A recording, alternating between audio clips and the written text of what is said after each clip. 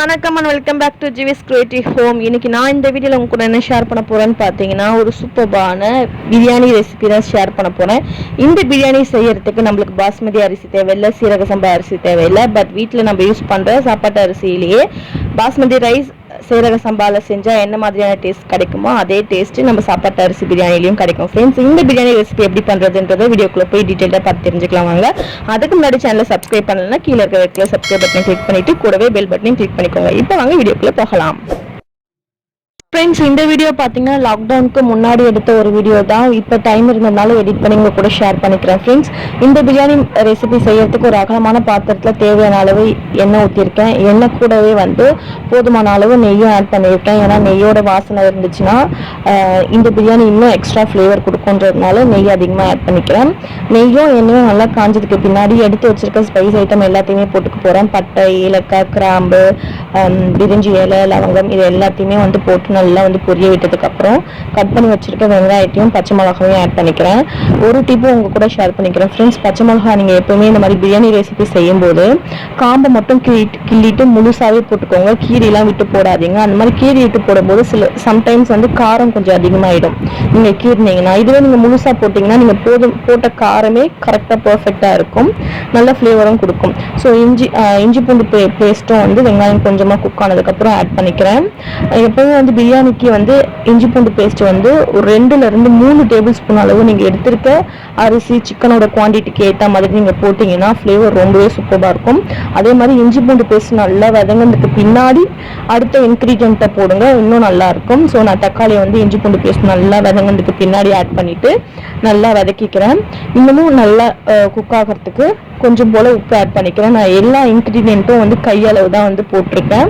உங்களுக்கு டீட்டெயில்டான spoon value எல்லாமே வேணும்னா கீழே டிஸ்கிரிப்ஷன்ல கொடுக்குறேன், நீங்க பார்த்து செக் அவுட் பண்ணிக்கோங்க. பிகினர்ஸ்க்கு யூஸ்ஃபுல்லா இருக்கும்ன்றதுனால ரைட் பண்ற பார்த்துக்கோங்க. ஒரு 5 நிமிஷம் போல மூடி போட்டு நல்லா வதங்கினதுக்கு பின்னாடி எண்ணெய்லாம் பாருங்க நல்லா தனித்தனியா பிரிஞ்சு வந்திருக்கு பாருங்க. இந்த ஸ்டேஜ்ல நல்லா இன்னும் 2 தடவை நல்லா வதக்கிட்டு நம்ம கட் பண்ணி வச்சிருக்கோம் பாத்தீங்களா புதினா கொத்தமல்லி கிள்ளி வச்சிருக்கோம். ஸோ இந்த புதினா கொத்தமல்லியை ஒரு கைப்பிடி மட்டும் எடுத்து வச்சுக்கிட்டு மற்றது எல்லாத்தையுமே ஆட் பண்ணிக்க போறேன். ஏன்னு கேட்டிங்கன்னா நல்லா கடைசியில் ரைஸ் குக் ஆனதுக்கு பின்னாடி, அதாவது முக்கால்வாசி குக் ஆனதுக்கு பின்னாடி கடைசியில் தம் போடும்போது புதினாவும் கொத்தமல்லியும் போட்டு கலரி தம் போடுறதுக்காக ஒவ்வொரு கைப்பிடி மட்டும் எடுத்து வச்சுக்கிட்டு மற்ற எல்லா புதினா கொத்தமல்லியும் ஆட் பண்ணி நல்லா வதக்கிக்கிறேன். நீங்கள் இந்த புதினா கொத்தமல்லியை அரைச்சும் போடலாம், இது இன்னும் ஃப்ளேவர் கொடுக்கும். ஸோ நான் இன்னைக்கு அரைச்சி போடலை, அப்படியே பச்சையாகவே லீஃபாகவே போட்டு நல்லா வதக்கிட்டேன். நல்லா வதங்கினதுக்கு பின்னாடி கறி வெறும் உப்பு, மிளகாய்த்தூள், மஞ்சத்தூள் போட்டு நல்லா ஒரு 1/2 மணி நேரம் ஊற வச்சிருக்கேன். நல்லா வாஷ் பண்ணிட்டு ஊற வச்சிருக்கேன், பார்த்தாலே தெரியும் பாருங்க. இப்போ இந்த கறி எல்லாத்தையுமே நான் அந்த வெங்காயம் தக்காளி வதங்குதில்ல அந்த கலவை கூட போட்டு நல்லா கலரி விட்டுக்கிறேன். நீங்கள் சாப்பாட்டு அரிசியில் செய்யறதுனால ஒரு 1/2 மணி நேரம் இந்த மாதிரி சோக் பண்ணி வச்சுக்கோங்க.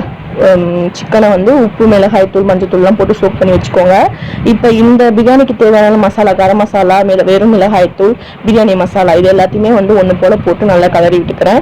இதோட டீட்டெயிலான வேல்யூ எல்லாத்தையுமே கீழே கொடுக்குறேன், பார்த்துக்கோங்க. ஸோ இப்போ ஒன்றும் போல மிங்கிளாக கலரி விட்டு ஒரு மூடி போட்டு ஒரு 10 நிமிஷம் மூடி வச்சதுக்கு பின்னாடி நல்லா ஒரு ஆஃப் குக் ஆகிடுச்சு பாருங்கள். சிக்கன் நல்லா ஆஃப் குக் ஆனதுக்கு அப்புறம் ஃப்ரெஷ் கர்டு, புளிப்பு இல்லாத தயிரை ஆட் பண்ணிக்கிறேன் நான். ஸோ ஆட் பண்ணிவிட்டு நல்லா அதையும் கலருன்னு கலரிக்கிறேன். ஸோ நல்லா எண்ணெய் பிரிஞ்சு அந்த மசாலாலாம் அப்படியே பார்க்கவே செமையாக இருக்குது பாருங்கள்.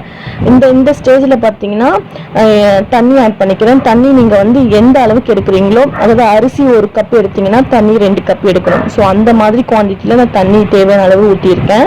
இங்கே 1 கப் சாப்பாட்டு அரிசி எடுத்தீங்கன்னா 2 கப் அளவு தண்ணி ஆட் பண்ணணும். நார்மல் பிரியாணி அரிசின்னா 1.5 கப் தண்ணி இருந்தாலே போதும்.